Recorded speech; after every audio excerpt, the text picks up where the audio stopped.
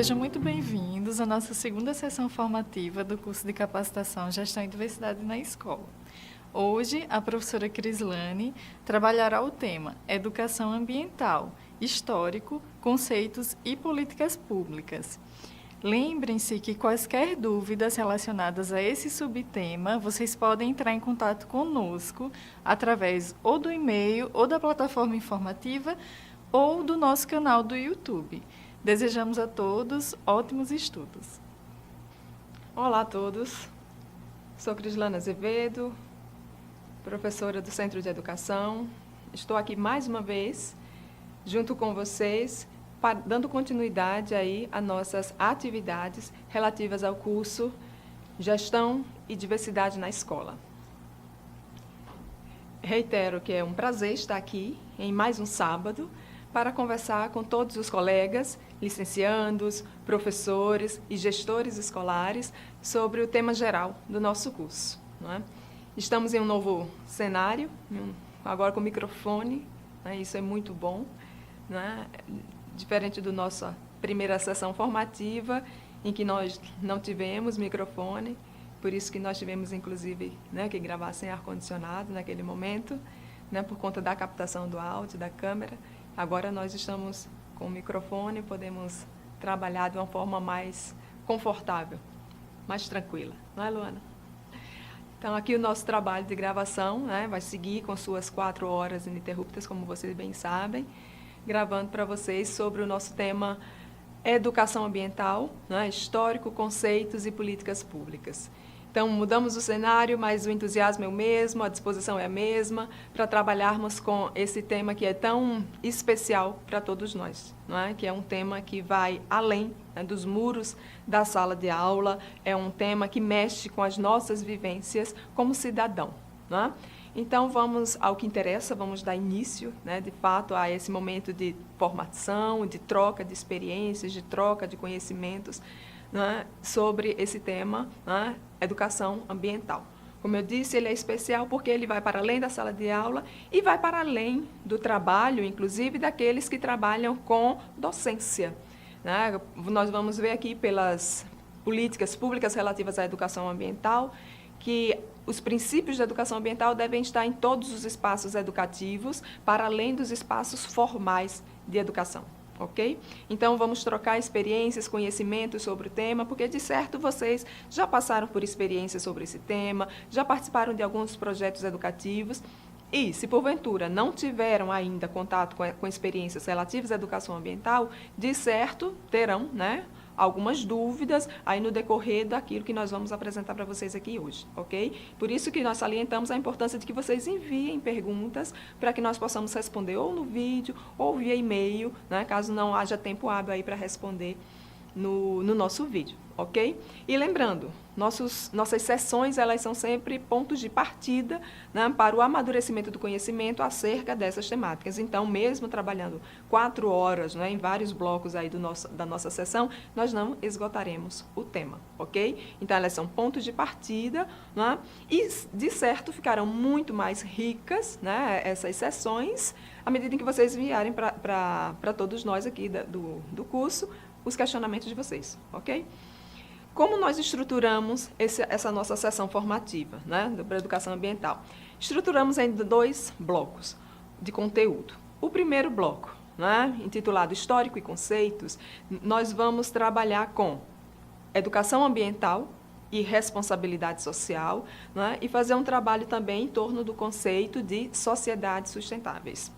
O segundo bloco, intitulado, né, Instrumentos de Políticas Públicas relativas à educação ambiental, nós vamos enfocar alguns documentos específicos, né, como Política Nacional de Educação Ambiental, né, que começa a ser estruturada a partir de 1994 e termina mesmo sendo publicada em 1999, né, passando pelas Diretrizes Curriculares Nacionais de Educação Ambiental, que são de 2012, né, que foram publicadas por meio de resolução do Conselho Nacional da Educação. Vamos passar pelo Tratado de Educação Ambiental para Sociedades Sustentáveis e Responsabilidade Global, que é um documento de 1992.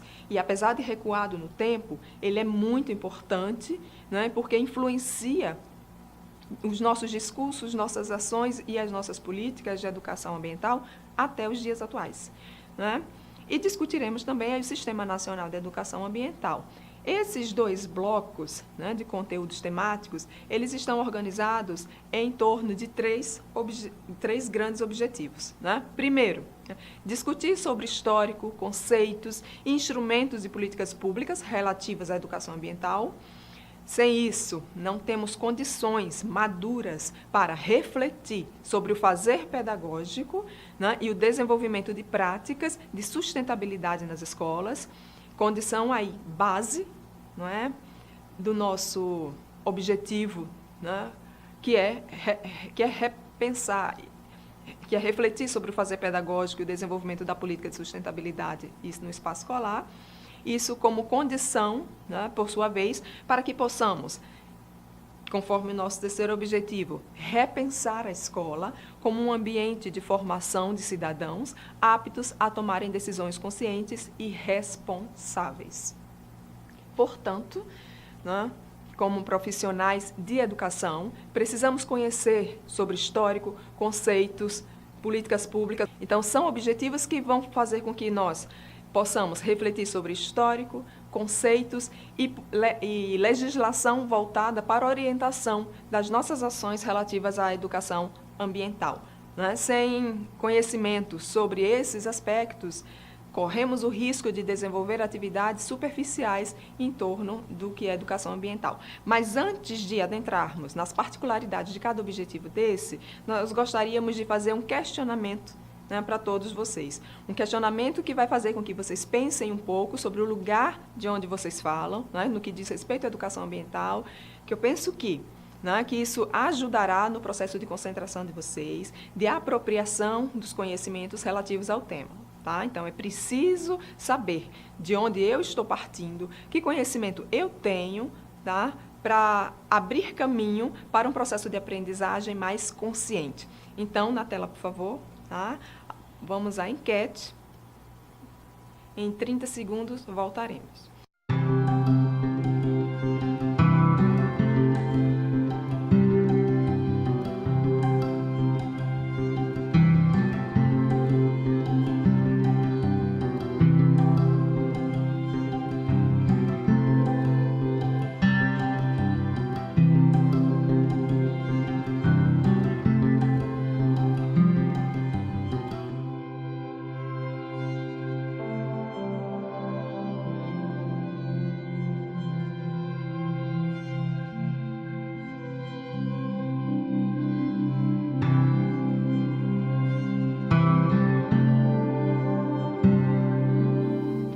De modo geral, até então, quando fazemos esse questionamento, as respostas têm nos apontado o quanto diminuto tem sido o tratamento do tema. E isso não deveria ocorrer. A educação ambiental deveria integrar todos os cursos de licenciatura, né? Pesquisas mostram que, de fato, são poucas as faculdades ou cursos que se dedicam à educação ambiental. Isso tem resultados, entre outros aspectos, no baixo conhecimento, obviamente, né, sobre o tema, mas o que nos chama mais a atenção é a falta de clareza sobre o que é educação ambiental. Educação ambiental não se resume, como veremos aqui, ao cuidado com o meio ambiente, né, físico e natural. Estudar educação ambiental não significa atentar para a natureza e ao cuidado com o meio ambiente, né, principalmente apenas. Falar assim significaria falar sobre o tema de forma muito genérica. E aquilo que é trabalhado de forma generalista não tem, muitas vezes, condições de ter as suas reais condições, né, suas questões principais consideradas. Tá? Então, vamos aprofundar o conhecimento sobre isso, né? Vejamos, para aprofundarmos o conhecimento sobre o tema, nada melhor do que um pouco de histórico, né? Aí vai ter alguém que vai dizer, lá vem Crislane com seus históricos. Mas, colegas, é o seguinte, o histórico é necessário para que possamos desnaturalizar processos, descortinar interesses, conhecer sujeitos e entidades envolvidas nas discussões e ações, para que compreendamos os propósitos e para que tenhamos consciência do papel que desempenhamos hoje ou que temos que desempenhar desde já, sabendo daí com clareza e consciência do nosso papel e responsabilidade perante o outro que está do nosso lado. Né? E de modo mais amplo, diante do mundo, né? Qual a nossa responsabilidade diante do mundo em que vivemos e que esperamos, né? Desejamos deixar para as novas gerações. Tudo bem? Eu só tenho, né? Veja só, eu só tenho consciência sobre o eu, sobre quem eu sou, qual o lugar que eu ocupo nessa sociedade, qual o meu papel e mais, quais as minhas possibilidades de mudança quando eu sei de onde eu vim. Né? Quando eu domino, né, o meu histórico. Se eu não domino o histórico, a minha consciência é frágil, minhas tomadas de decisões podem ficar superficiais. Logo, né, o risco de resultados ruins pode ser muito maior. O povo brasileiro, né, precisa, né, dominar, por exemplo, o histórico do seu país. Né? Mas podem ficar tranquilos que, por hora, nós vamos aqui tratar do histórico da educação ambiental. Tá? Então, como nós podemos ver no slide 5, né, em termos de histórico, nós vamos dar uma ênfase maior ao tratamento do tema a partir da década de 1960. Tá? Nós temos aí um marco em 1962 na comunidade científica, tá? Em termos de pesquisa, né, de disputas, de divulgação e aceite de resultados de pesquisa. E aí a gente tem, em 1962, a publicação da obra da Raquel Carson. Né?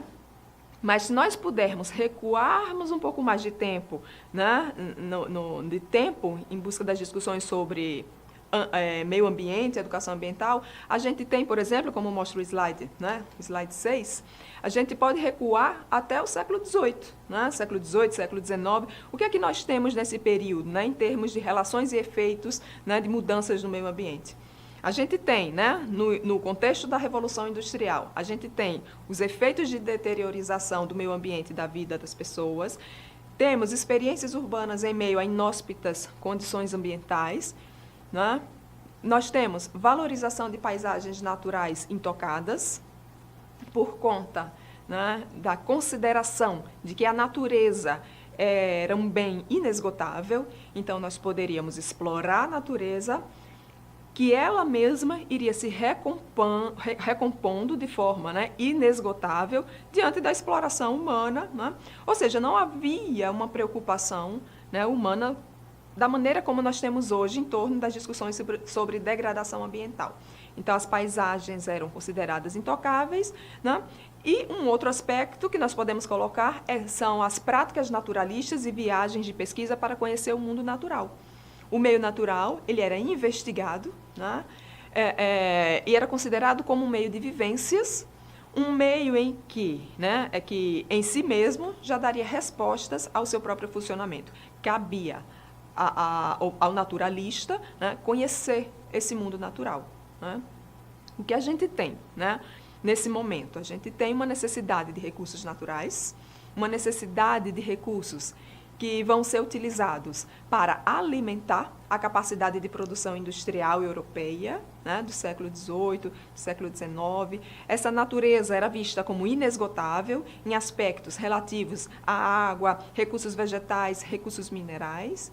Então, não tínhamos a preocupação com o que nós temos hoje, com o consumo sustentável, uma vivência em equilíbrio com o meio ambiente. Não, a riqueza estava ali e o homem ia utilizar para seus benefícios, para a sua vivência. Isso não significaria, para os homens daquele momento, um processo de degradação. Não se pensava, na ocasião, no esgotamento dos recursos naturais. E, por conta disso, não é? A sociedade ela vai adotar elevados padrões de consumo, porque a indústria ela está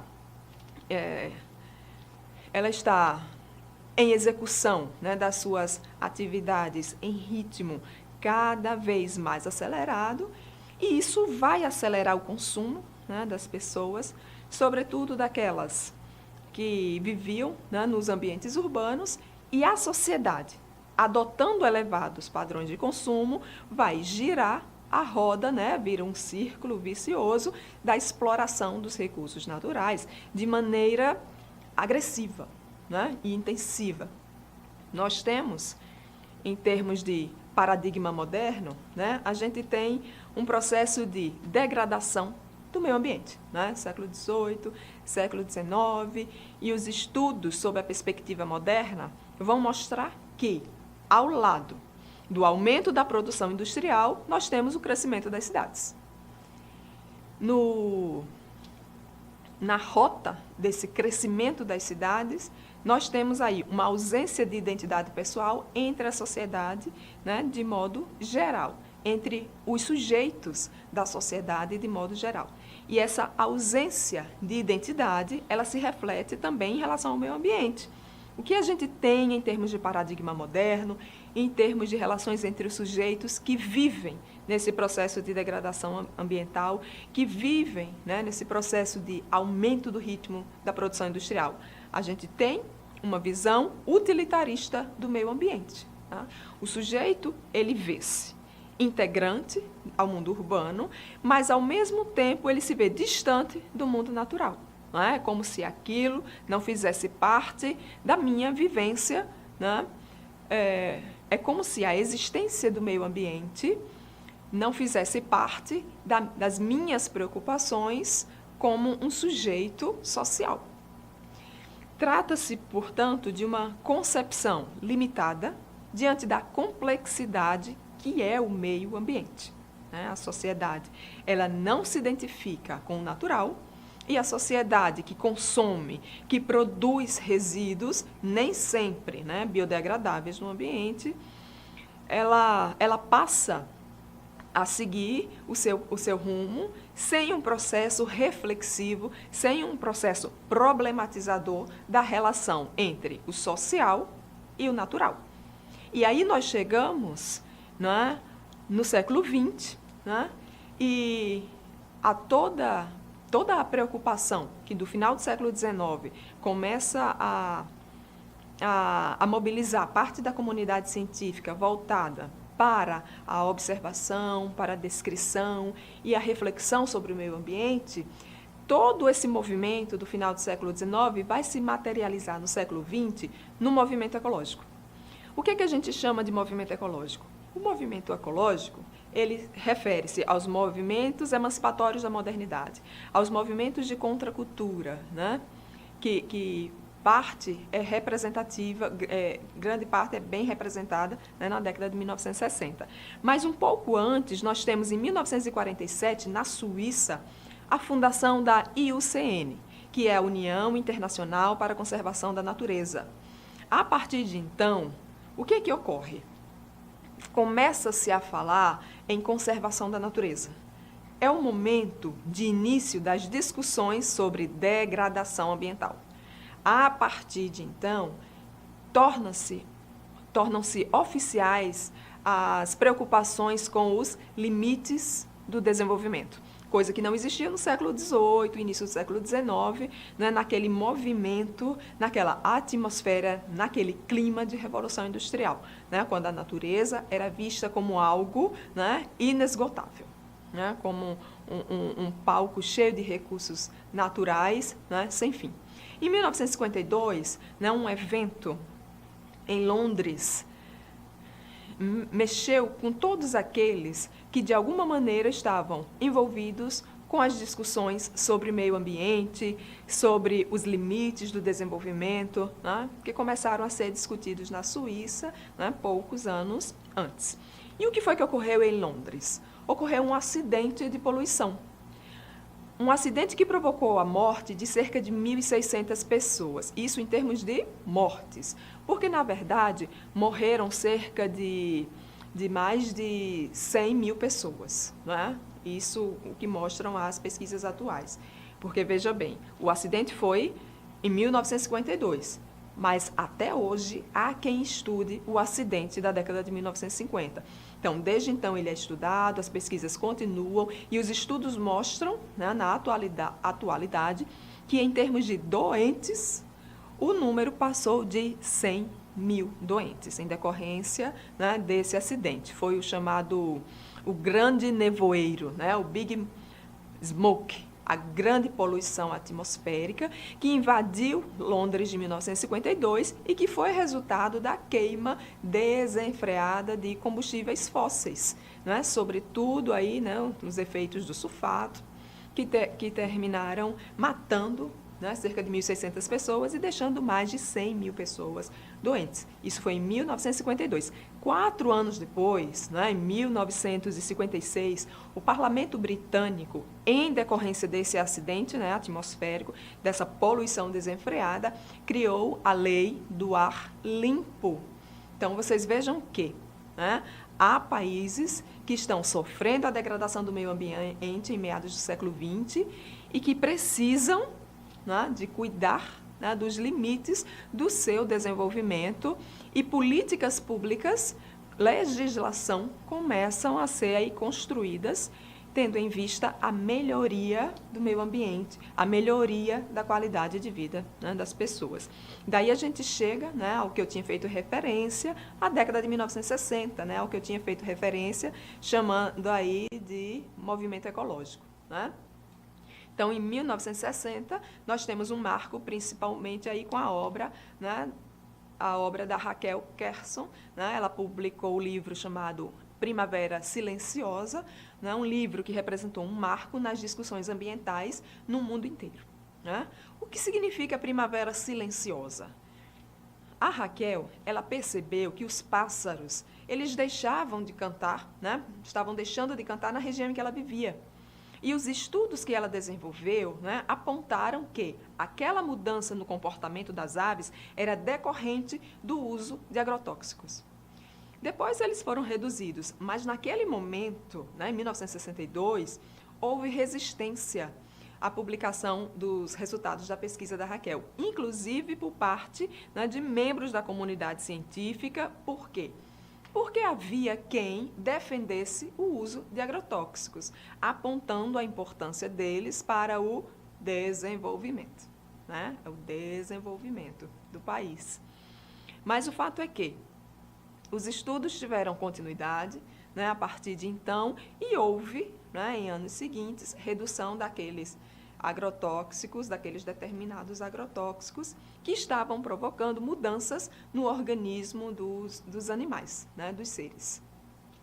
Então, a gente tem, a partir de 1962, né, a partir da década de 60, né, a gente tem esse marco de 1962, com a publicação de uma obra, várias outras foram publicadas na sequência, mas nós teremos, a partir de então, outras situações, outros eventos que vão fazer da década de 60 uma década primorosa em termos de discussões acerca das questões ambientais. De alguma maneira, os movimentos, né, pacifistas e antinucleares, o movimento hippie, né, o movimento da contracultura, de alguma maneira, traziam referências às questões ambientais, uma vez que questionavam a sociedade, e nesse questionar o processo de degradação, há um processo de recusa, né, de contestação à vida consumista. E aí, daí eles contestavam a alienação do trabalho, né, a exploração humana. Por quê? Porque o que é que se discutia? Né? Que você trabalhava, né, para sobreviver, né? E essa sobrevivência ela passa a ser associada a consumo. Então, você trabalha para consumir, né? E o avanço desse movimento consumista avança de tal forma na experiência humana que consumo, para algumas sociedades, termina sendo sinônimo de felicidade. Então, você é feliz pelo que você consome. Você é feliz pelo que você tem. Você não é feliz pelo que você é. Quer dizer, é um pensamento que se constrói com base, né, na aceleração desse processo de consumo na sociedade. Então, são movimentos, né, do final dos anos de 1960 que vai contribuir para a mobilização, né, e vivência de grupos ativistas, né, que vão defender, né, vão levantar a bandeira de defesa do mar, das florestas, dos animais, né? Esse vai ser o lema de alguns grupos ativistas. E daí, a partir de 1960, uma série de movimentos ativistas vão tomar a cena mundial. Nós temos, a partir da década de 70, alguns eventos que são de níveis, né, de nível internacional. Por exemplo, em 1972, nós podemos citar o movimento denominado de Clube de Roma, em que foi discutido, né, os limites do desenvolvimento. Esse foi, inclusive, o título, né, do evento. Em 1972, nós tivemos também o Encontro de Estocolmo, também discutindo questões ambientais. Em 1975, nós tivemos a Conferência de Belgrado. Em 1977, né, de 1977, nós podemos citar, efetivamente, né, o evento de Tbilisi, na antiga União Soviética, em que o assunto, né, passou a ser tratado de forma tão profunda que chegou a tocar em questões educacionais, né? Então, as discussões, elas se complexificam de tal forma que chegam a apontar a necessidade, né, de revisão do tratamento dado à educação nos países. Então, trabalhar a educação ambiental nas escolas. Isso passa a ser alvo de discussão, né, dos preocupados com a educação ambiental desde 1977. Então, nós não temos, né, em nível mundial, condições, né, a partir de 1977, de recuarmos nas discussões sobre educação ambiental e educação, né? Então, Tbilisi é um marco, né, de Tbilisi, na antiga União Soviética, o fato de que o assunto ele vai ser tratado de forma tão profunda, né, que chegará a tocar em questões educacionais. Ou seja, as discussões não ficarão apenas no nível da discussão do meio ambiente. Não, elas chegarão, né, a um grau de aprofundamento, detalhamento que atingirá os aspectos educativos, levando-nos a pensar em como trabalhar questões ambientais nas escolas. Não teríamos como, né, portanto, a partir de Tbilisi, em 1977, retrocedermos nas discussões sobre educação ambiental. Tá? Então, vamos ao slide 11. Né? Nós temos aí, em 77, a primeira conferência da ONU sobre educação ambiental em Tbilisi. Né? E o que se buscava nessa conferência? Buscava-se, né, em termos mundiais, né, não era só em termos soviéticos, era em termos mundiais, estudar os planos de desenvolvimento social, né, com vistas à sustentabilidade, considerar a totalidade dos aspectos ambientais, e aí nós vamos ter que considerar todos os aspectos relativos ao meio ambiente. Não é, portanto, falar apenas em ambiente físico e natural. Né? Nós vamos além, nós vamos à dimensão social, histórica, política e econômica. Tá? Buscava ainda entender a educação como um processo permanente e crítico, e buscava, né, o uso de experiências locais, ou seja, a importância de conhecermos e entendermos o local, o nosso local, para podermos transformar esse local. Né? Esse é mais um aspecto do qual a escola muito pode contribuir, né, com os conhecimentos sobre o local, as possibilidades de mudança, né, de transformação desse local, tendo em vista o quê? A melhoria da qualidade de vida dos seus sujeitos. Né? Isso integra, né, os princípios da educação ambiental. Okay? E se falamos em educação ambiental envolvendo aspectos que são físicos, naturais, sociais, políticos, econômicos e culturais, isso significa dizer que tratarmos de educação ambiental significa lançarmos mão de uma abordagem de trabalho interdisciplinar e tendo uma perspectiva de trabalho global, tá? De desenvolvimento. Tá? Então, na experiência humana, né, as áreas, de fato, elas não se separam em caixinhas disciplinares como nós fazemos na escola. Né? Na vida, na experiência humana, né, prática, cotidiana, as várias áreas de conhecimento, elas se articulam no intuito de nos dar condições de sobrevivermos em sociedade.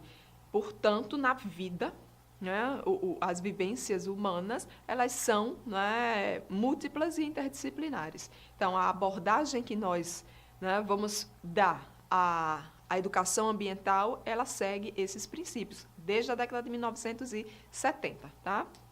Então, avançando no nosso histórico, aí chegamos à década de 1980. E o que é que nós temos, né, em termos de avanço, em termos de políticas, né, acerca dessa temática? Vejam, veja que aqui nós estamos tratando do histórico, né? E no histórico, adentrando nas ações realizadas no Brasil, nós vamos entrar na legislação. Nós não vamos aqui esgotar todas as particularidades da legislação. Lembre-se que o nosso curso ele é tomado como ponto de partida. Então, quem desejar se aprofundar em alguma dessas políticas, pode nos solicitar ou pode fazer uma busca rápida na internet, que é possível encontrar, certo, os documentos relativos a cada uma dessas políticas, se quem quiser se aprofundar no tema, tá? Mas vamos lá, né? Nós não vamos nos aprofundar em todas, apenas em duas, mas vamos apresentar, né, a existência delas. Quais são essas iniciativas? Então, nós temos, a partir de 1984, a criação do CONAMA, né, que é o Conselho Nacional do Meio Ambiente, né, que vai traçar as primeiras diretrizes para a educação ambiental. 1986, 87, né, 89, nós vamos ter os seminários, que são os seminários nacionais sobre universidade e meio ambiente. Em 87, nós temos um parecer, né, do Ministério da Educação que propõe a educação ambiental nos currículos escolares. Vejam só, quando falamos em educação ambiental, não estamos falando de hoje, não estamos falando de ontem, né? Porque, vejam, quando falamos em educação ambiental, para alguns colegas, pode ser que a memória leve até, por exemplo, os parâmetros curriculares nacionais, que trouxeram na proposta de temas transversais o meio ambiente como um tema a ser trabalhado nas escolas, e que são de 1997. Né? Mas não, vem de antes, desde 87, já há um parecer do MEC que institui a inclusão da educação ambiental nos currículos escolares, certo? E aí a nossa Constituição de 88, sem dúvida, iria considerar, né, essa que é uma renovação, né, prevista para o processo escolar. Então, a Constituição brasileira de 1988, ela vai destacar a necessidade de considerarmos a educação ambiental nas escolas, nas instituições de ensino, de modo geral. Tá? Então, em termos de Brasil, né, e mundo, nós vamos ter uma série de eventos, simpósios, que vão estar discutindo constantemente o tema educação ambiental. Tá? E em termos mundiais, nessa década de 1980, vale a pena citarmos um evento que está aí na véspera, né, da publicação da nossa Constituição de 88, que é um evento que ocorre, né, em Moscou. Um evento em que, né, vão ser referendados os princípios da educação ambiental firmados uma década antes, né, lá em 1977, em Tbilisi. Qual é, daí, o principal marco? É a divulgação do PIEA, o Programa Internacional de Educação Ambiental. Inicia-se aí a divulgação na América Latina desse programa. Né? Então, o que é que a gente tem a partir de 1987? Né, via, né, esse programa. O que é que a gente tem de discussão? Né, de melhoria da qualidade de vida das pessoas, de desenvolvimento sustentável, de preservação do planeta, de educação ambiental. O que é que a gente tem? A gente tem uma busca por uma articulação equilibrada, né, do desenvolvimento econômico, da preservação do meio ambiente e melhoria da qualidade de vida das pessoas. Então, o desenvolvimento científico, tecnológico, a melhoria das instituições, né, precisa ocorrer sem que, né, valores humanos sejam destruídos, né, em prol do puro desenvolvimento econômico e industrial. O desenvolvimento econômico, ele deve servir, né, em termos de educação ambiental, ele deve servir para a melhoria da vida das pessoas. E isso nos leva a pensar em valores, né? E não só em desenvolvimento da economia. Isso nos leva a pensar a qualidade da vida, da saúde das pessoas, né? Que precisam ter aí a sua saúde preservada. Então, a partir de 1987, a partir da divulgação, né, do Programa de Educação Ambiental na América Latina, vamos ter, a partir de então, a publicação de vários tratados que foram assinados, inclusive, com a participação do Brasil. Né? Avançando aí para a década de 90, né, o que é que nós temos? Temos, em 1992, como um outro grande marco,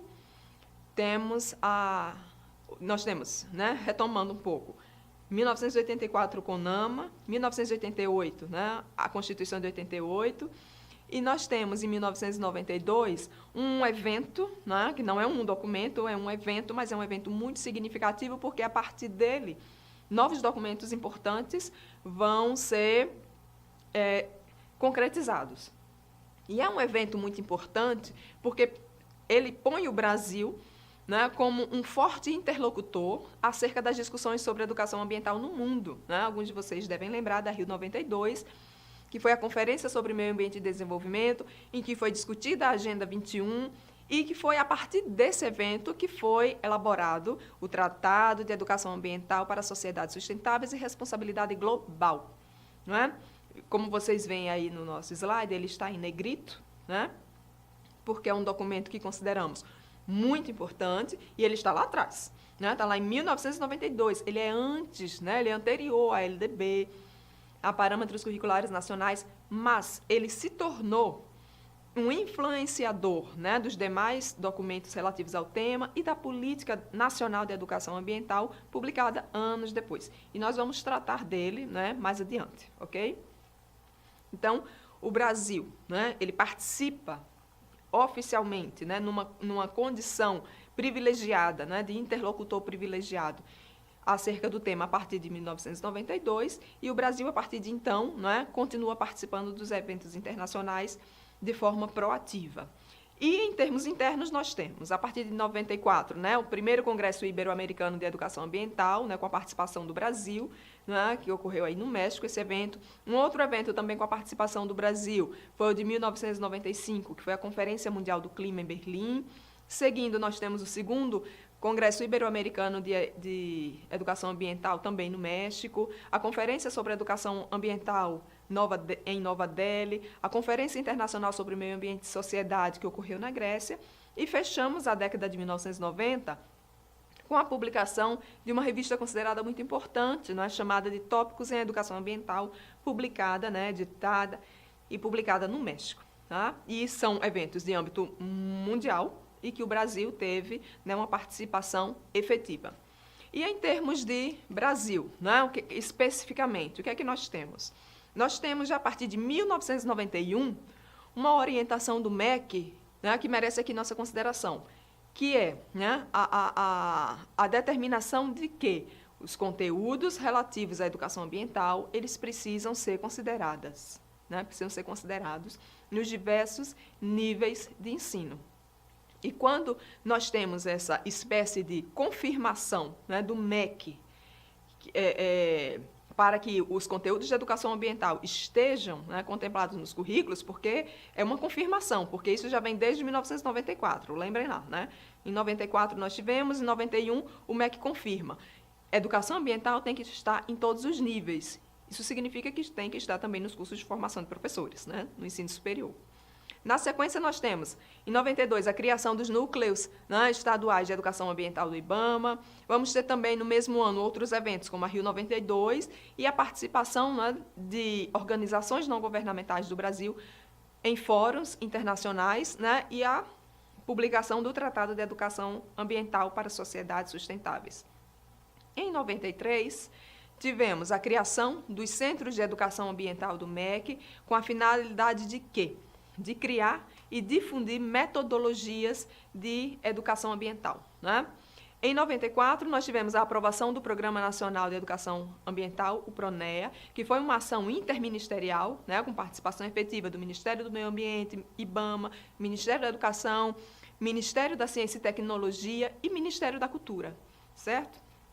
Então, Fórum de Educação Ambiental em 94, em 96, e aí todos vocês lembram, né? 96, 97, 98, tivemos a publicação dos Parâmetros Curriculares Nacionais, que incluía a educação ambiental como um tema transversal, né, do currículo. Portanto, é preciso trabalhar a educação ambiental na educação básica, não como uma disciplina, né, ou seja, mais uma disciplina para o currículo, né, de crianças e adolescentes.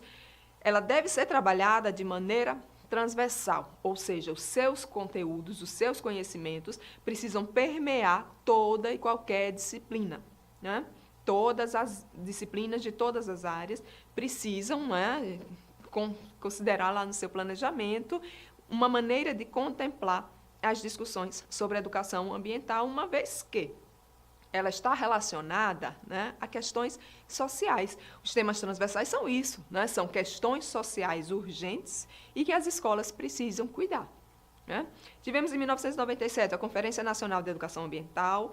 2 anos depois foi aprovada a lei que institui a Política Nacional de Educação Ambiental e, no mesmo ano, a publicação do PNEA, o Programa Nacional de Educação Ambiental.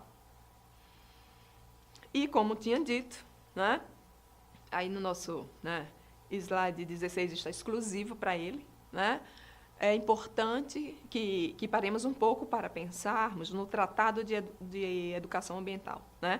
É o Tratado de Educação Ambiental para Sociedades Sustentáveis e Responsabilidade Global, que é de 1992. Vejam, esse tratado está pautado em alguns princípios. Tá? Vamos a alguns deles. Primeiro, pensamento crítico e inovador. Tá? Há uma crítica a um modelo de desenvolvimento econômico que gera desigualdades sociais e degradação ambiental. Portanto, o tratado não traz uma discussão ingênua, uma discussão superficial. Não, ele aponta para problemas relativos aos problemas ambientais que nós precisamos cuidar, né? Que nós precisamos enfrentar, buscar respostas. Um outro princípio, modalidade formal e não formal de educação. Portanto, a educação ambiental, ela tem que ser para todos. E isso não importa nem onde e nem que tipo de sujeito é que vai ter acesso a ela. A educação formal é a da escola. Então, quem está na escola tem que ter contato com a educação ambiental. Mas, quem não está na escola, mas está em outros ambientes educativos, tem que ter contato também com experiências de educação ambiental, certo? Por conta disso, aí a importância, inclusive, que nos cursos de formação do ensino superior, não apenas as licenciaturas considerem educação ambiental como conteúdo a ser trabalhado, mas também os cursos de bacharelado, certo? Porque os bacharéis vão atuar em outras instituições que podem ter um caráter educativo e não ser escola, né? Por isso, precisam cuidar da temática ambiental. Um outro princípio, promoção da transformação e construção da sociedade. Né? Outro, estímulo à solidariedade, igualdade e respeito aos direitos humanos. O que nos dizem esses dois princípios? Né? Eles nos dizem o seguinte, que não é só preservar a biodiversidade da nossa, né, natureza. Não, a educação ambiental, ela relaciona-se também ao social. Então, falar em educação ambiental é falar de qualidade de vida para todos. É transformar a sociedade, e transformar a sociedade significa diminuir a discrepância social. Significa erradicar a pobreza. Significa atender a todos os sujeitos de direito em condições de igualdade. Veja, tratado é de 1992. Não sou eu que estou dizendo em 2019. Né? Ele é de 1992. Tá? Outro, né? Outro princípio, estímulo e potencialização, né, do poder das diversas populações. Ou seja, o que é que nós precisamos diante disso? Né? Nós precisamos conhecer o local. Né? Nós já comentamos sobre isso, mas é preciso retomarmos que, veja, é preciso que conheçamos o local, né, onde estamos, para que possamos relacionar as questões do local com essas mesmas questões no âmbito global. Em atenção também aos preceitos de diversidade, porque quando nós estamos na escola básica, nós não lidamos apenas com conhecimentos científicos. Nós precisamos também considerar o conhecimento da comunidade escolar. A comunidade tem muito a dizer, os valores, os saberes da comunidade, isso integra a cultura escolar. E, repito, isso não sou eu que estou dizendo, está lá no Tratado de 1992, que tem influência já das discussões, né, da Conferência de Tbilisi, da ONU, de 1977. Então, já décadas que isso vem sendo partido, que isso vem sendo alvo de defesa, né, daqueles que trabalham, que estudam, que pesquisam a educação ambiental, certo? Mais princípios. Promoção de oportunidades de mudanças, né, democráticas de base que estimulem os saberes populares na sociedade. Vinculação a questões éticas educacionais e do trabalho nas práticas sociais. Ajuda no desenvolvimento de uma consciência ética sobre todas as formas de vida do planeta. Né? Entendem agora por que eu disse que o tratado está lá atrás, em 1992, mas que ele nos influencia até hoje? Né? E aí a gente tem, na década de 90, né, sob a influência desse tratado, a gente chega ao século XXI. Né? E o que é que nos diz, né, o século XXI? Né? Outros pontos vão entrar em discussão, né, porque o debate sobre a degradação do meio ambiente ele fica mais forte, ele fica mais permanente. Então, entram na cena das discussões questões relativas a desmatamento, à produção de alimentos transgênicos, né? Outros assuntos vão entrar nas discussões e se tornando questões. Né? Mas o Tratado de Educação Ambiental de 1992 ainda vai estar na base das discussões e constituição de documentos, né, relativos à educação ambiental. E esse tratado ele é importante por quê? Porque ele volta-se, né, para a promoção de uma sociedade mais humana e a partir de o que é que a gente tem em 1992? A gente tem um momento de criação da Rede Brasileira de Educação Ambiental. A Rede Brasileira de Educação Ambiental ela existe, colegas, até hoje. Tá? Então, as discussões que ganham espaço, né, na cena ambiental a partir do século XXI, que aí vai se tornar mais complexa, né, as discussões vão se tornar mais complexas em termos de questionamento, elas vão ser influenciadas por esse tratado, porque ele apresenta situações, né, e ela está na base da construção de algumas entidades que passaram a funcionar a partir de então, mas que funcionam até hoje, como a Rede, né, Brasileira de Educação Ambiental, certo? Por isso eu sugiro a leitura do tratado. Acho que seria muito bom que vocês pudessem fazer a leitura dele. Tá?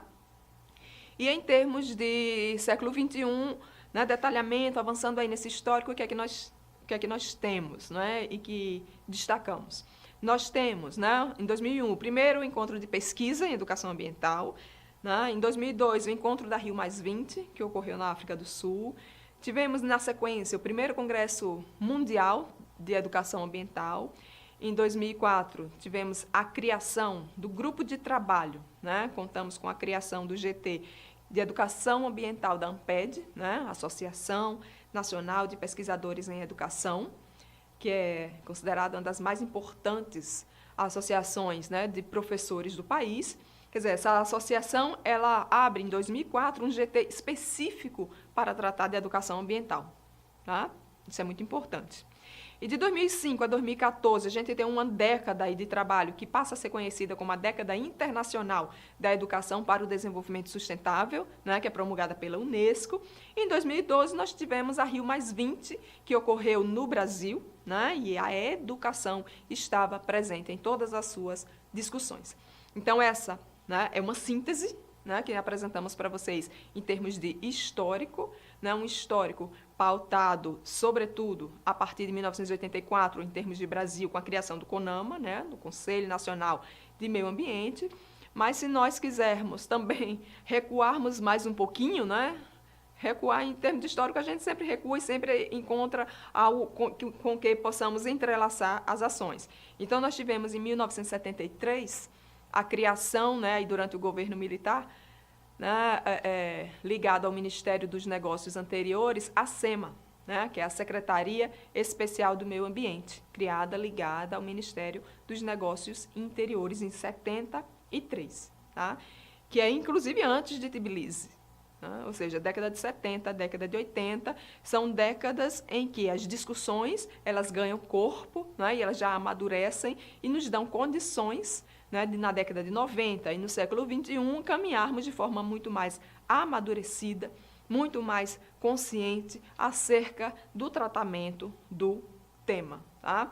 Então, aí a gente tem a Constituição de 88, a gente tem LDB, que vai apontar, né, a importância de que os currículos, nos currículos escolares, os profissionais considerem uma parte geral, né, e uma parte diversificada que é relativa às experiências locais, que abre margem para que possamos trabalhar com a educação ambiental.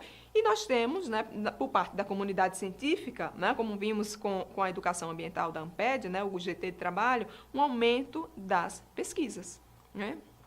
E como é que nós estamos hoje, né? O que nós podemos falar agora de 2018, 2019, né? Como nós podemos ver aí no slide 19, nós temos aí um momento do pós-2015, o momento da execução de uma agenda, né, a Agenda do Desenvolvimento Sustentável da ONU. E essa agenda, ela possui objetivos. Esse nosso curso de capacitação, por exemplo, ele inclusive considera lá nas suas justificativas, né, apresentada, quando da apresentação do curso à Pró-Reitoria de Extensão da UFRN, alguns dos objetivos, né, dessa Agenda do Desenvolvimento Sustentável da ONU considerados. Tá? Então, nós temos aí 17 grandes objetivos dessa agenda. E o nosso curso, né, está atrelado a alguns deles. Tá? Então, eu vou ler os 17 objetivos para vocês, tá? Para ficar mais claro, que eu sei que tem alguns colegas que estão acompanhando, não é, via celular, então, só acompanhando o áudio, não estão vendo o slide, então eu vou fazer a leitura, tá? Desses 17 objetivos, que, vou frisar, não são meus, tá? Não são do Brasil, são da Unesco. Tá? Então, 1, erradicação da pobreza. 2, fome zero e agricultura sustentável. 3, saúde e bem-estar.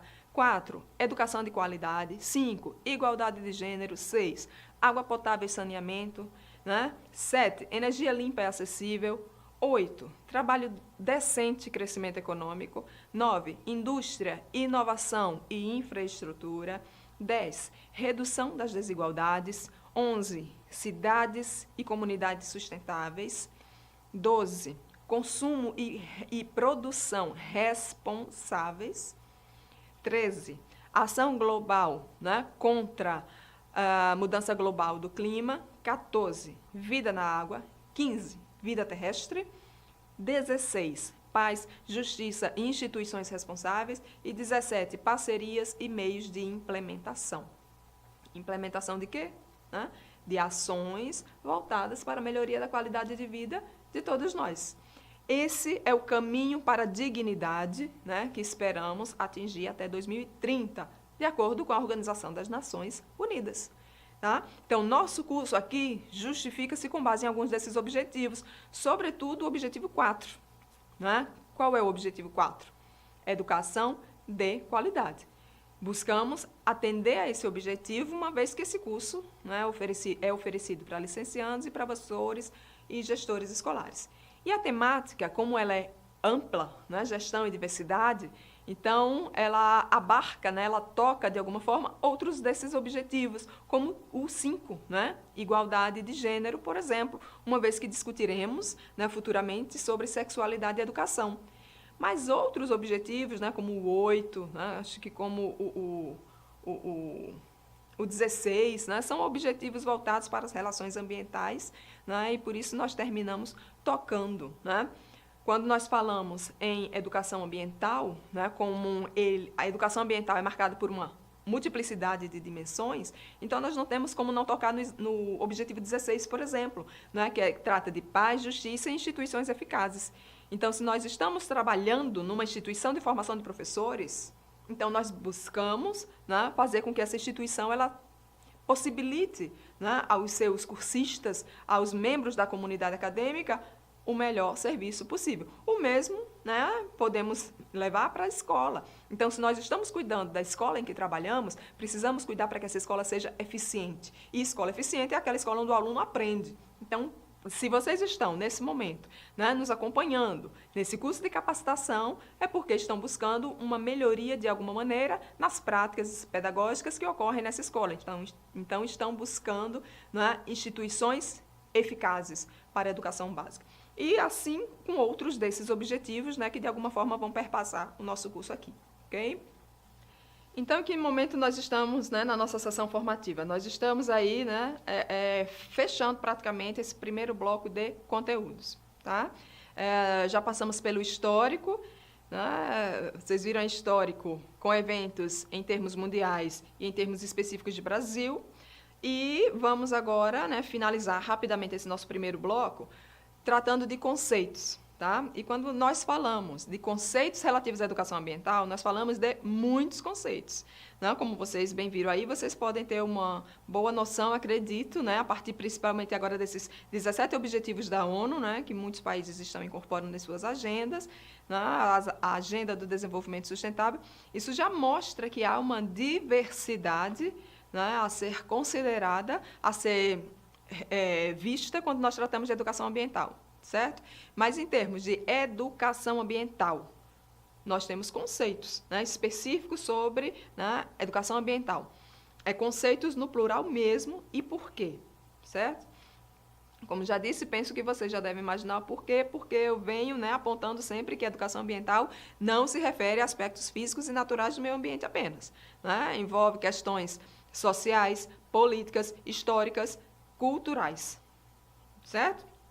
E como, né, vocês viram lá, há uma diversidade grande naqueles objetivos, né, e nas dimensões que envolvem a educação ambiental, pode ser que encontremos, né, que conheçamos pessoas que não concordam com aqueles objetivos. Vocês conhecem? Né? Eu, por exemplo, conheço, né, pessoas que não concordam, que são aquelas pessoas, por exemplo, que afirmam que as desigualdades, que as diferenças são algo natural. São algo natural de toda e qualquer sociedade. Ora, se eu vendo um produto ou um serviço como algo natural, qual é o meu objetivo?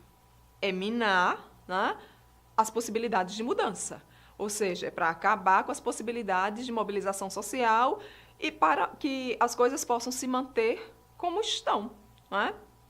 Mas é claro que a pessoa não vai dizer que é contra a educação ambiental. Né? Então, ela vai dizer, não, eu sou uma defensora da educação ambiental. Eu defendo a educação ambiental. Né? É lindo defender a educação ambiental. É claro, perfeitamente. Né? Então, o sujeito, ele não vai dizer que é contra a educação ambiental. Ele diz que não é contra a educação ambiental, apenas ele enxerga a partir de um outro ponto de vista, a partir de uma outra perspectiva. Então, vejam só. Educação ambiental, ela está no centro de um conflito de interpretações por conta disso, certo? E esse conflito de interpretações, pensando nele, como é que nós devemos cuidar da vida em sociedade nos dias atuais, né? E na escola, lidando com a formação, né, de crianças, de adolescentes, jovens e adultos. Como nós devemos nos portar, né, diante desse conflito de concepções, sobretudo nós, profissionais da educação. Bom, primeiro, né, nós precisamos dominar o assunto, né, para, junto às nossas comunidades escolares, encontrarmos respostas para os impasses que marcam as nossas vivências ambientais, porque sem isso, nós não vamos conseguir avançar em qualquer discussão, por mais rasa, por mais rasteira que ela seja em termos de educação ambiental, certo? Então, conhecer sobre a educação ambiental implica conhecer os conceitos. Então, nós vamos, né, passar aqui, né,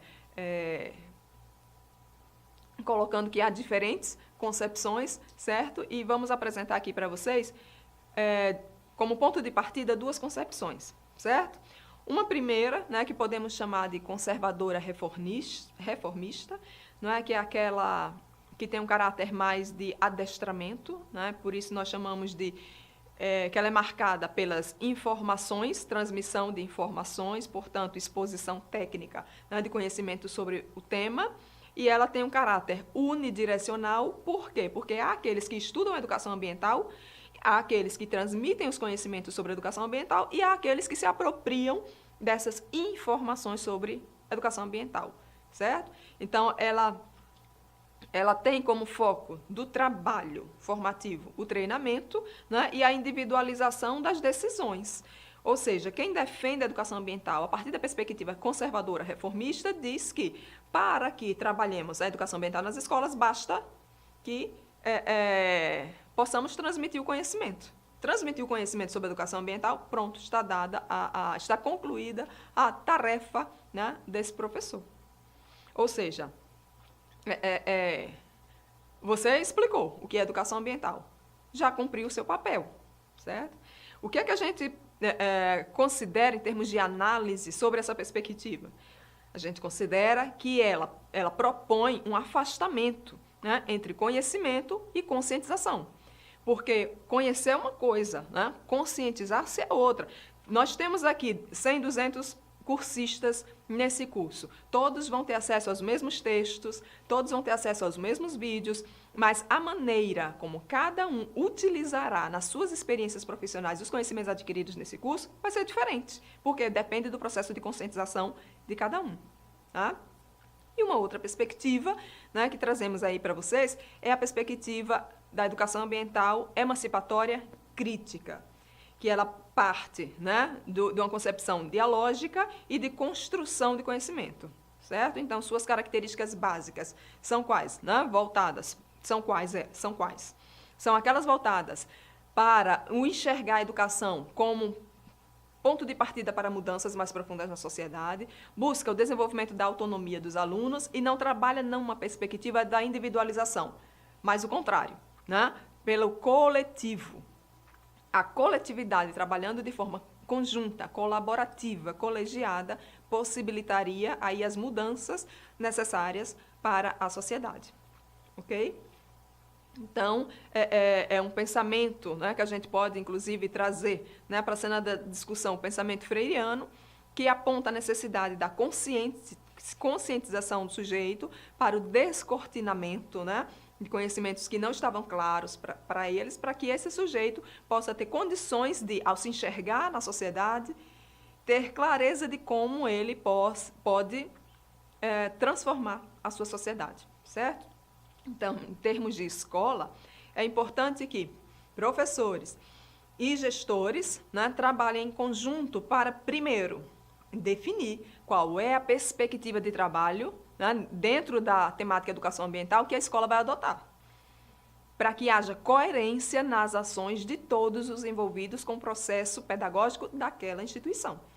Né? Se um grupo vai trabalhar na perspectiva conservadora, no outro grupo vai trabalhar na perspectiva emancipatória, aí vai ficar meio estranho, né? Fica uma coisa meio que esquizofrênica em termos de planejamento orgânico, né, e sistêmico para os alunos daquela escola.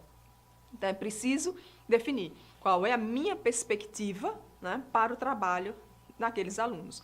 Porque se eu estou trabalhando formação do outro, eu estou adotando uma perspectiva que é pedagógica, que é uma perspectiva política. E ambas aí, as perspectivas, trazem uma perspectiva pedagógica e uma perspectiva política de formação dos sujeitos. Tá?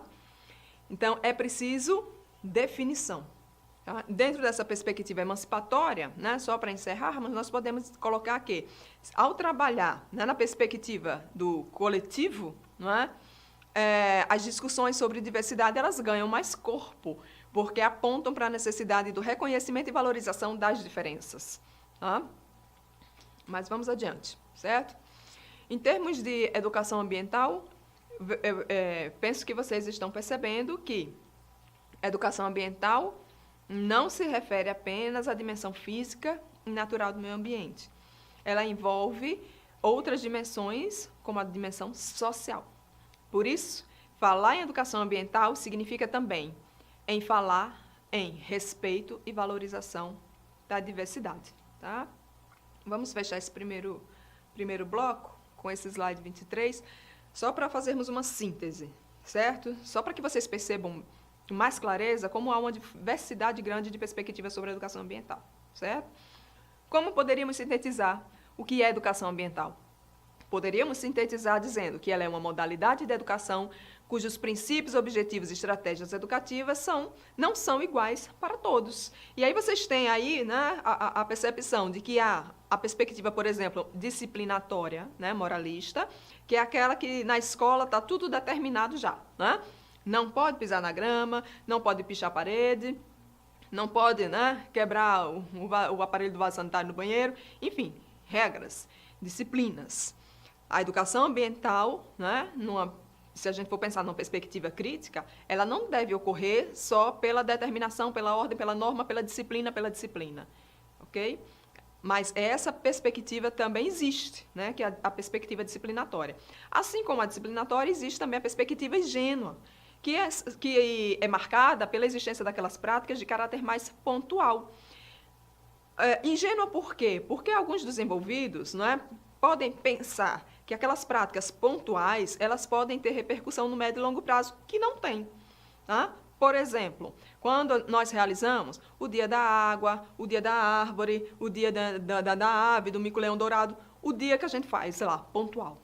Né? Ou até a semana, né? A semana da água, mas a semana começa na semana e morre na própria semana, sem continuidade, né? Sem continuidade nos dias, semanas, meses para frente. Ou seja, são ações pontuais. Claro que muitas vezes são ações muito bem planejadas, muito bem intencionadas, mas elas têm um caráter ingênuo, porque o efeito formativo e possibilitador de mudanças na vida daquele sujeito fica muito limitado, né, por aquela ação pronta e acabada, delimitada no espaço e no tempo. Então, o que se propõe numa perspectiva mais crítica é que essas ações elas até existam, mas elas existam como ponto de partida ou ponto de chegada, né, de algum evento, né, de alguma situação. Uma outra perspectiva é a perspectiva ativista, né, que tem mais aquele caráter de denúncia. Também não deixa de ser uma abordagem importante, né, mas é preciso que pensemos que não basta apenas denunciarmos os problemas.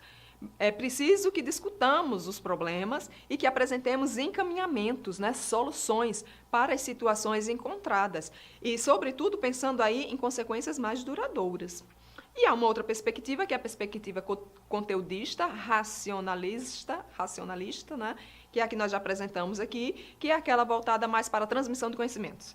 Né? Quer dizer, como se o conhecimento pelo conhecimento já fosse suficiente nos dias atuais. Certo? Então, eu transmito conhecimento para crianças e adolescentes e eles já estão educados ambientalmente, né? E o papel já foi cumprido. E a outra concepção é a concepção crítica transformadora, que defende que o conhecimento em si não é suficiente, que é preciso discutir hábitos, valores e provocar reflexões sobre o sujeito, tendo em vista o quê? O processo de transformação da vida dos sujeitos. Então, nós fechamos aqui o histórico, né?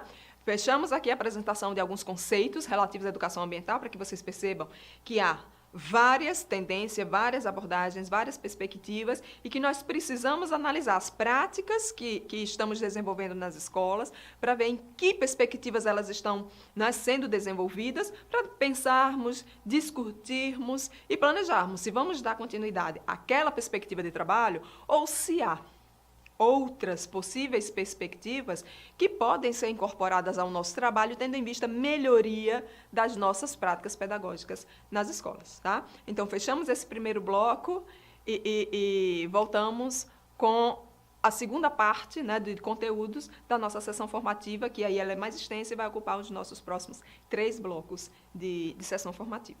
Tá?